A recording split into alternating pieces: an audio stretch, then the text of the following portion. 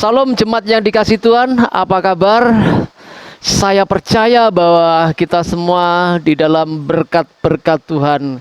Karena Allah kita yang kita sembah dalam Yesus adalah Allah yang hidup, Allah yang terus berkarya di dalam kehidupan kita. Kita akan belajar firman Tuhan. Kita akan berdoa sebelum kita belajar firman Tuhan. Mari kita berdoa. Bapa yang baik, kami berterima kasih atas kebaikan-Mu yang nyata dalam kehidupan kami. Kalau hari ini Tuhan perkenankan kami menghadap hadirat-Mu untuk belajar firman-Mu, itu semua anugerah Tuhan bagi kehidupan kami. Mari Roh Kudus berikan pengertian akan firman Tuhan yang akan kami baca dan renungkan pada saat ini. Di dalam nama Tuhan Yesus, kami menyerahkan jam pemberitaan firman Tuhan pada saat ini. Mari semua jemaat yang siap dengar firman Tuhan sama-sama katakan amin. Kita akan belajar firman Tuhan terambil dari kitab Kisah Para Rasul pasal 3. Kita baca ayat yang pertama sampai ayat yang ke-10. Kita barusan memperingati hari Pentakosta dan ini Pasca Pentakosta. Ada banyak hal yang terjadi di dalam pelayanan pekerjaan Tuhan yang kita lihat di dalam kitab Kisah Para Rasul ini.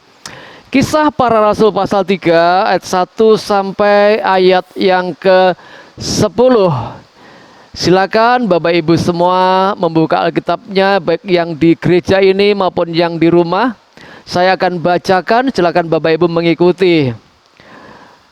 Judulnya Petrus menyembuhkan orang lumpuh. Ayat 1. Pada suatu hari menjelang waktu sembahyang, yaitu pukul 3 petang, naiklah Petrus dan Yohanes ke bait Allah. Di situ ada seorang laki-laki yang lumpuh sejak lahirnya, sehingga ia harus diusung. Tiap-tiap hari orang itu diletakkan dekat pintu gerbang bait Allah yang bernama Gerbang Indah, untuk meminta sedekah kepada orang yang masuk ke dalam bait Allah. Ayat yang ketiga. Ketika orang itu melihat bahwa Petrus dan Yohanes hendak masuk ke bait Allah, ia meminta sedekah. Mereka menatap dia dan Petrus berkata, "Lihatlah kepada kami." Ayat 5. Lalu orang itu menatap mereka dengan harapan akan mendapat sesuatu dari mereka. Tetapi Petrus berkata, "Emas dan perak tidak ada padaku, tetapi apa yang kupunyai kuberikan kepadamu. Demi nama Yesus Kristus orang Nazaret itu, berjalanlah." Lalu ia memegang tangan kanan orang itu dan membantu dia berdiri. Seketika itu juga kuatlah kaki dan mata kaki orang itu. Ia melonjak berdiri, lalu berjalan kian kemari dan mengikuti mereka ke dalam bait Allah, berjalan dan melompat-lompat serta memuji Allah. Seluruh rakyat itu melihat dia berjalan sambil memuji Allah. Lalu mereka mengenal dia sebagai orang yang biasanya duduk meminta sedekah di gerbang indah bait Allah. Sehingga mereka takjub dan tercengang tentang apa yang telah terjadi padanya. Jemaat yang dikasih Tuhan, ada banyak cerita berkaitan dengan virus corona yang sekarang sudah mewabah ke berbagai tempat. Diperkirakan kurang lebih ada 198 negara sudah terinfeksi oleh virus ini. Ada banyak cerita menarik di sekitar cerita tentang virus corona. Misalnya ada seorang anak yang usianya 9 tahun terpaksa harus dipisahkan dengan orang tuanya karena harus diisolasi, harus masuk ke sebuah rumah sakit. Dan Bapak Ibu Saudaraku, yang lebih viral lagi ada cerita yang terjadi pada dokter di Cina yang bernama Li Wenliang. Saudaraku, dokter Li Wenliang adalah salah satu dokter di kota Wuhan, Cina yang pertama kali menemukan virus corona. Ketika dia menemukan adanya virus corona yang terjadi di Wuhan, dia berkomitmen akan berusaha untuk menolong setiap orang-orang yang terinfeksi virus corona. Dan memang akhirnya dia ketika banyak merawat pasien-pasien yang terinfeksi virus corona, dia akhirnya juga meninggal dipanggil Tuhan. Detik-detik atau ketika dia sebelum meninggal, dia sempat membuat puisi. Kurang lebih puisinya berkata begini, berbunyi seperti ini. Saya tidak bisa melihat virus yang tidak dikenang ini menyakiti rekan-rekan saya dan orang-orang yang tidak bersalah. Lalu dia lanjutkan dalam puisinya, semoga setelah bencana ini setiap orang mengerti arti kehidupan yang benar. Dan di bait terakhir dalam puisinya dia kutip dalam sebuah ayat firman Tuhan dari 2 Timotius pasal 4 ayat 7. Ya, dia seorang Kristen yang cinta Tuhan. Dia berkata begini, saya telah berjuang untuk pertandingan yang bagus. Saya telah menyelesaikan lomba. Saya telah memelihara iman. Dan sekarang saya telah menerima mahkota kebenaran. Pesan apa yang kita mau dapatkan dan kita pelajari dari sikap Dr. Li Wenliang ini, Bapak Ibu Saudaraku? Kita mendapatkan pesan bahwa kehidupan yang kita jalani ini harus memberikan yang terbaik. Li Wenliang namanya viral karena dia memberikan pengabdian yang terbaik. Dia berikan yang terbaik bagi orang-orang yang menderita corona, walaupun akhirnya dia harus mempertaruhkan nyawanya. Nah, hari ini kita akan belajar tema melakukan yang terbaik. Penting Bapak Ibu dalam hidup ini kita melakukan yang terbaik supaya hidup kita dikenang harum, hidup kita jadi berkat bagi banyak orang. Kita akan belajar di nas yang kita baca ini ada beberapa sikap penting yang harus kita pegang baik-baik sikap itu. Supaya apa? Supaya kita menjadi orang yang melakukan yang terbaik. Dan ingat, ketika kita melakukan yang terbaik, maka itu dampaknya akan luar biasa bagi banyak orang. Yang pertama, nasihat yang pertama ayat yang ke-6 di sana dikatakan demikian.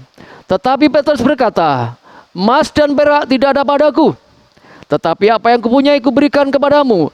Demi nama Yesus Kristus orang Nazaret itu, berjalanlah. Nasihat yang pertama dari ayat ini kita belajar supaya kita memaksimalkan potensi yang ada. Manusia diciptakan istimewa dibanding ciptaan yang lain. Dia dihembusi dengan roh Allah. Supaya apa? Dapat bersekutu dengan Tuhan, juga dapat bersekutu dengan sesamanya. Dan Tuhan supaya manusia menjalankan fungsinya untuk bisa bersekutu dengan Tuhan dan sesama, memberikan potensi atau kemampuan yang penting. Kemampuan atau potensi itu merupakan harta, kekayaan yang Tuhan percayakan untuk dikelola sedemikian rupa supaya bermanfaat bagi orang lain, bermanfaat bagi dirinya, juga bermanfaat bagi Tuhan, saudaraku. Saudaraku,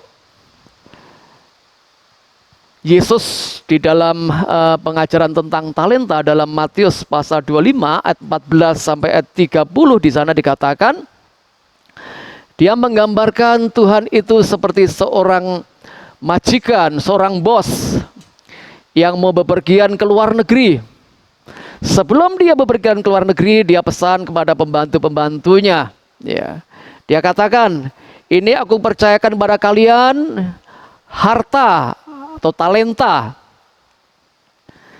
Masing-masing berbeda-beda. Ada yang diberi kepercayaan 5 talenta, ada yang 2 talenta, ada yang 1 talenta. Dan Tuhan itu berpesan, nanti kalau saya pulang saya ingin minta pertanggungjawaban kalian. Nah, saudaraku, memang kalau lihat cerita itu ya mereka ada yang dimanfaatkan sedemikian rupa sehingga berkembang talentanya. Tapi ada juga yang ketika diberikan talenta sedikit, 1 tidak dimanfaatkan sehingga Tuhan atau tuannya tidak berkenan, saudaraku. Saudaraku, kecenderungan manusia lebih disibukkan pada hal-hal atau melihat hal-hal yang tidak dimiliki. Manusia lebih sibuk dengan hal-hal yang tidak ada pada mereka. Kita seringkali mendengar pernyataan-pernyataan seperti, waduh, rumput di tempat tetangga kayaknya lebih hijau dibanding rumput kita ini. Atau kita juga seringkali mendengar perkataan, waduh, bunga di sebelah itu punya tetangga rasanya kok lebih wangi aromanya dibanding dengan bunga yang ada pada kita. Saudaraku yang saya kasih dalam Tuhan Yesus, padahal kita punya sesuatu kepemilikan yang sudah ada yang bisa dimanfaatkan bagi diri kita maupun bagi orang lain. Nah, kita kembali pada nas bahasan kita pada hari ini. Petrus bersama dengan Yohanes satu kali sedang naik ke bait Allah, mau beribadah atau mau sembahyang. Ketika mereka sampai ke depan pintu gerbang, ada seorang pengemis yang kondisinya lumpuh, saudaraku. Pengemis ini hari-harinya memang kerjanya meminta-minta, karena dia sejak lahirnya dikatakan dalam yang nas yang kita baca, sejak dia lahir memang dia kondisinya lumpuh sehingga tidak bisa berbuat apa-apa. Jadi dia meminta-minta kepada orang-orang yang datang ke bait Allah. Nah, ketika Petrus dan Yohanes sedang masuk ke bait Allah untuk beribadah, nah, peminta-minta ini berharap supaya akan mendapat sesuatu dari Petrus. Ya. Tapi bagaimana sikap Petrus? Wah, rupanya Petrus tidak memberikan apa yang jadi harapannya. Ya, kita tidak tahu apakah memang Petrus tidak ada uang. Tapi yang jelas Petrus ingin memberikan sesuatu yang punya nilai lebih dibanding dengan uang, Bapak Ibu Saudaraku ya. Nah, dengan kata lain bahwa Petrus ingin memberikan yang jadi keperluan yang paling vital dalam hidupnya, bukan keinginannya. Saudaraku, ada beda ya antara keinginan dengan keperluan ya. Kalau keinginan itu ya sudah ada, maunya tambah-tambah itu lebih banyak kepada pemuasan ya. Tapi kalau keperluan memang belum ada. Nah, Petrus melihat, mata rohaninya peka melihat orang ini sebetulnya ada sesuatu yang lebih perlu, yaitu anugerah Allah, keselamatan bagi hidupnya maupun kesembuhan secara fisik yang sudah lama diderita, yaitu lumpuh, saudaraku. Dan saudaraku, dalam nas yang kita baca Petrus berkata, emas perak tidak ada padaku. Kalau aku punya, aku berikan kepadamu. Demi nama Yesus, orang Nazaret itu, berjalanlah. Sehingga pengemis ini, orang lumpuh ini akhirnya berjalan, Bapak Ibu. Nah, kita lihat dalam nas yang kita baca ini bahwa kita belajar dalam hidup ini.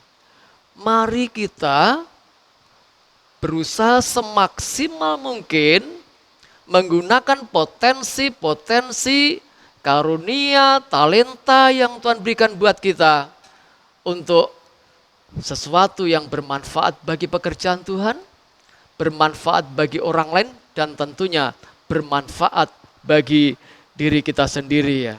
Kita lihat contoh tadi bagaimana Petrus, dia memberikan potensi yang ada padanya, Yesus yang ada padanya diberikan sehingga orang ini mengalami berkat Tuhan. Bapak Ibu Saudaraku yang saya kasih dan Tuhan Yesus ya, dalam hidup ini mari kita belajar.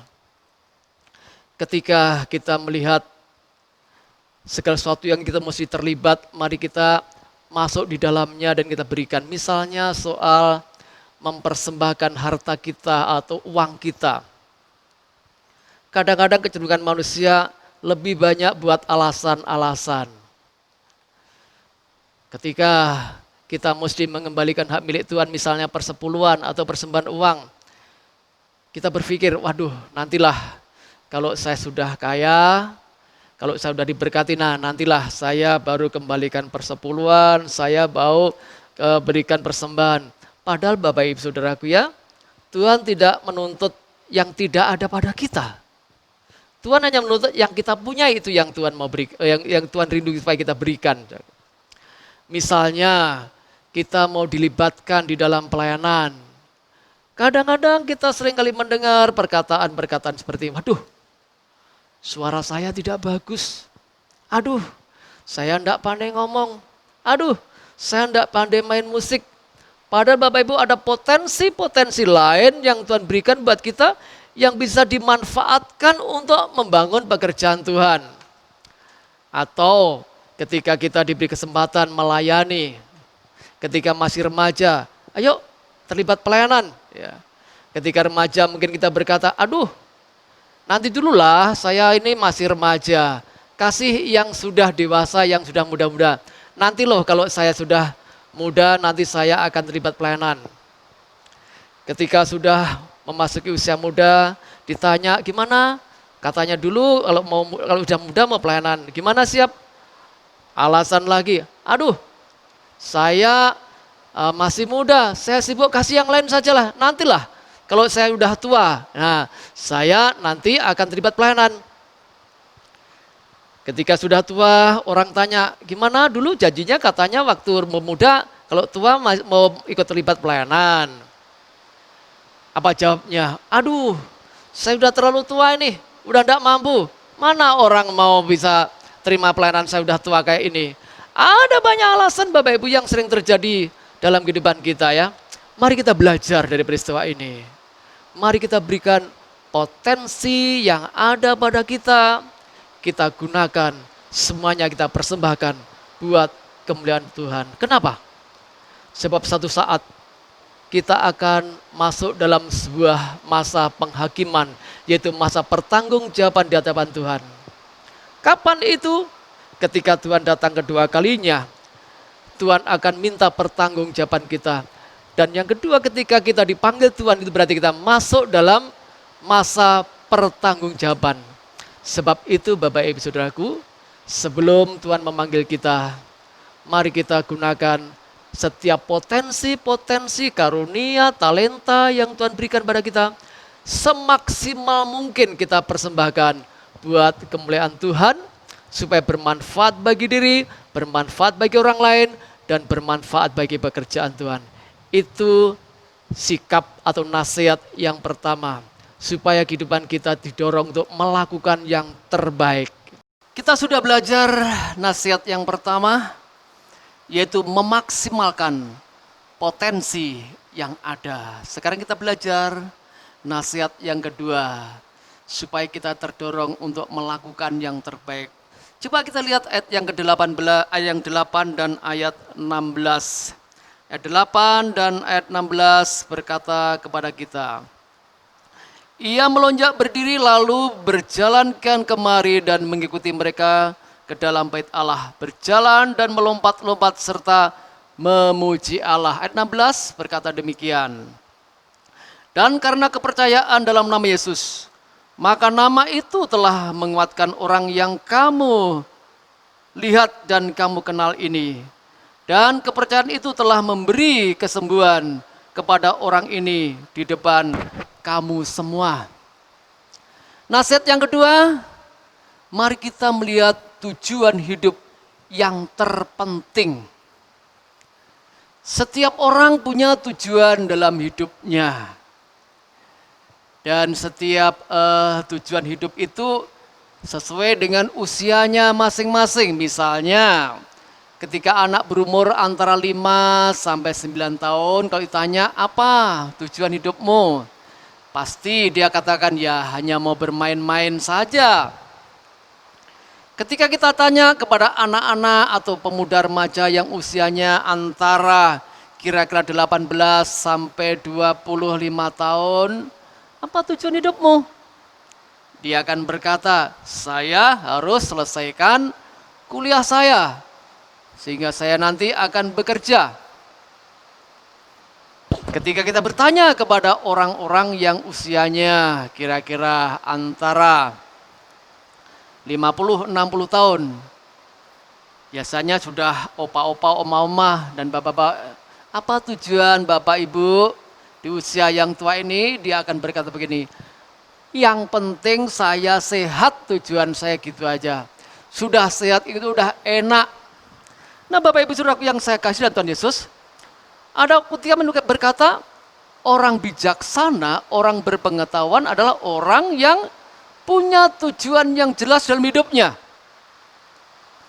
Orang yang tidak punya tujuan dalam hidupnya digambarkan seperti seseorang berenang di lautan yang gelap, di tengah laut gelap ya. Karena dia gelap, tidak tahu kemana arahnya, ya bisa terdampar sana sini. Apa tujuan kehidupan yang terpenting ini Bapak Ibu Saudaraku ya?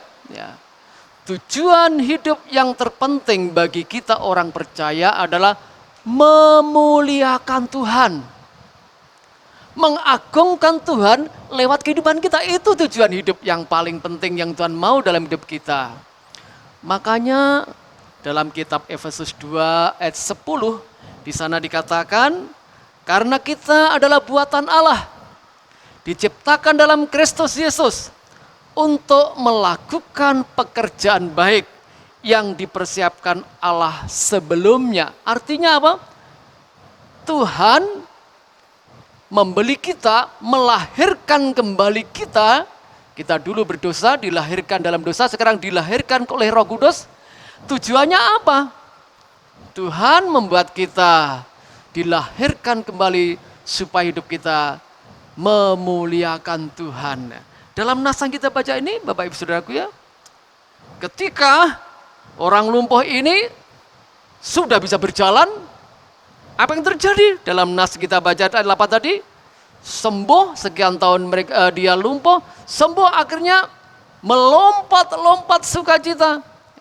Dan dikatakan sambil memuji Allah. Dia terus memuji-muji Allahnya. Artinya apa? Dia tidak lupa sama sumber berkatnya. Sumber berkatnya adalah Tuhan. Kita lihat juga ketika Petrus dipakai Tuhan luar biasa untuk menolong orang yang lumpuh ini sehingga bisa berjalan. Apakah Petrus lalu mulai dia membanggakan diri? Saudaraku perhatikan ayat yang ke-16 berkata kepada kita ya. Ini perkataan Petrus ya. Dan karena kepercayaan dalam nama Yesus, maka nama itu telah menguatkan orang yang kamu lihat dan kamu kenal ini. Dan kepercayaan itu telah memberi kesembuhan kepada orang ini di depan kamu semua. Luar biasa Bapak Ibu Saudaraku ya. Sikap Petrus ya. Ketika orang yang didoakan, dilayani, jadi sembuh. Dia berkata, itu semua karena nama Yesus saja. Padahal bisa saja Petrus mencuri kemuliaan Tuhan. Bisa saja Petrus membanggakan diri. Oh ini karena saya yang doakan. Ya. Bisa saja seperti itu. Ya. Cari hormat dari manusia dan potensi itu memungkinkan.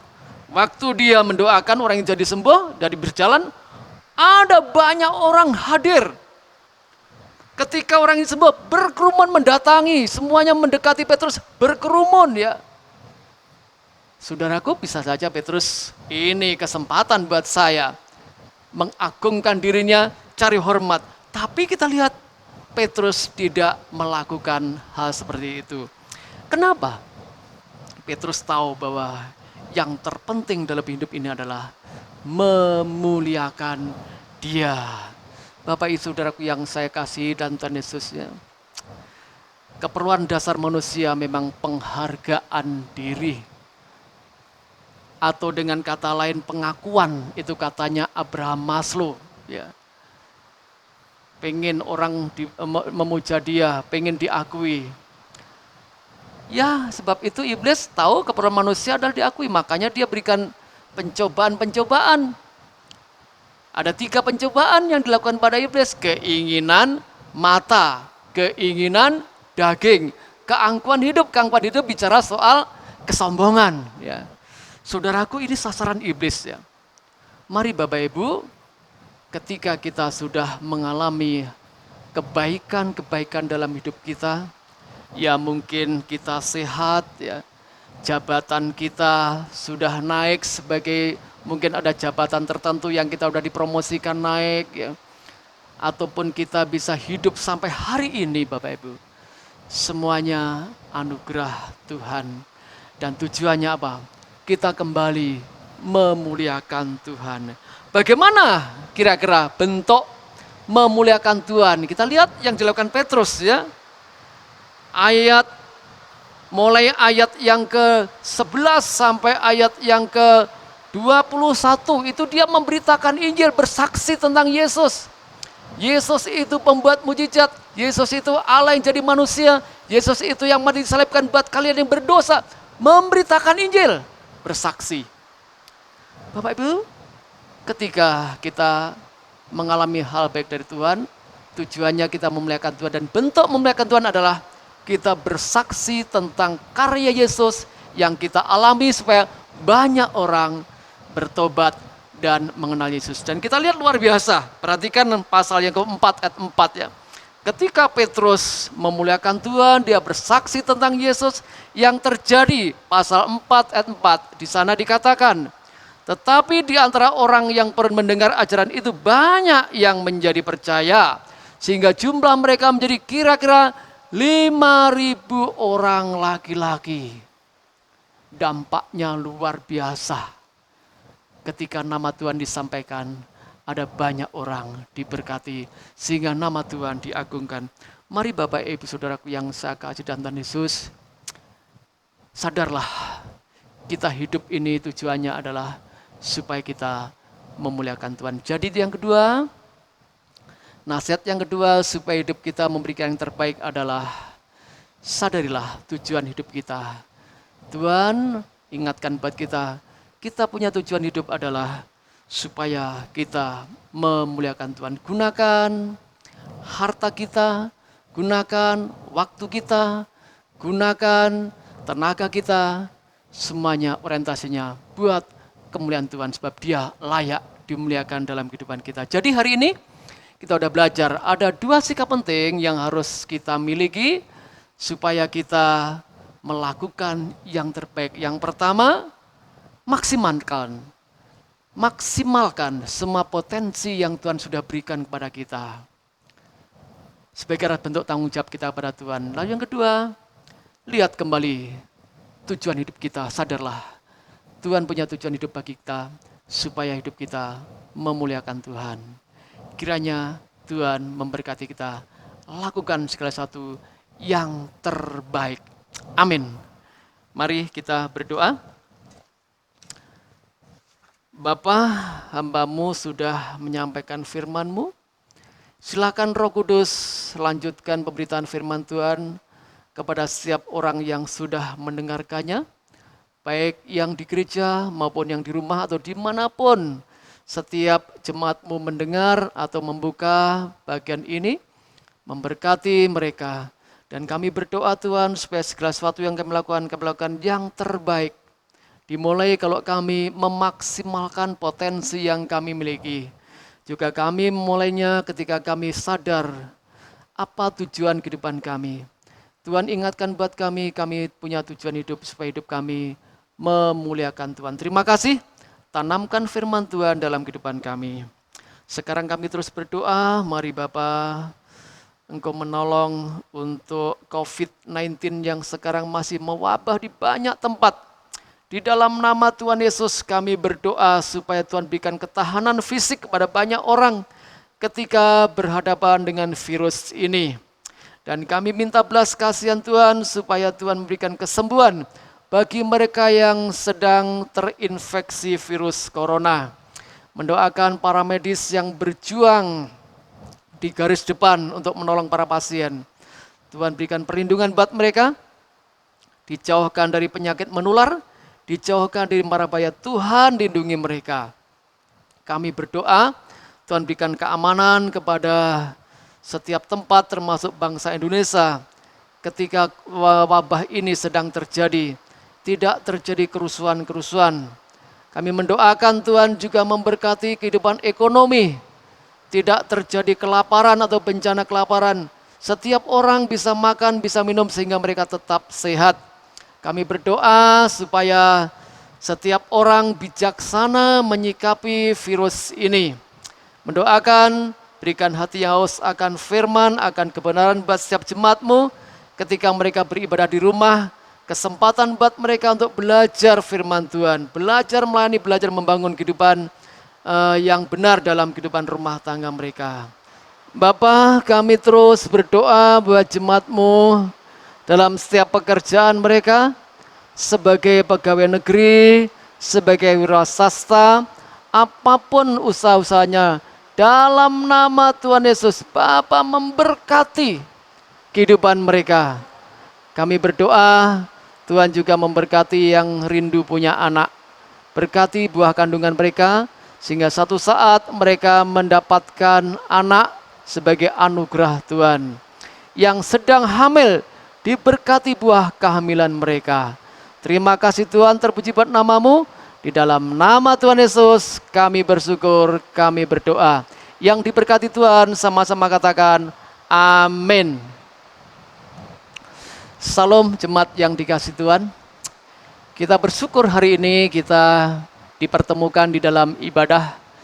Kita percaya bahwa ibadah yang kita lakukan ini akan memberkati, membangun kehidupan kita. Apa yang kita terima dari Tuhan, firman Tuhan akan membangun iman kita semakin bertumbuh dewasa. Apa yang kita persembahkan kepada Tuhan, harta yang Tuhan berikan buat kita, puji-pujian penyembahan menjadi persembahan yang harum di hadapan Tuhan. Kita akan akhiri ibadah kita akan terima berkat Tuhan. Mari kita berdoa. Tuhan memberkati engkau dan melindungi engkau. Tuhan menyinari engkau dengan wajah-Nya dan memberi kau kasih karunia. Tuhan menghadapkan wajah-Nya kepadamu dan memberi engkau damai sejahtera. Kiranya segala berkat yang datang dari Allah Bapa, kasih karunia dan damai sejahtera dari Tuhan Yesus Kristus, penghiburan dan pertolongan Roh Kudus melimpah memberkati kehidupan kita mulai hari ini sampai Tuhan Yesus datang yang kedua kalinya untuk menjemput kita yang sudah menjadi milik kepunyaannya. Yang diberkati Tuhan, sama-sama katakan amin. Tuhan memberkati kita. Amin.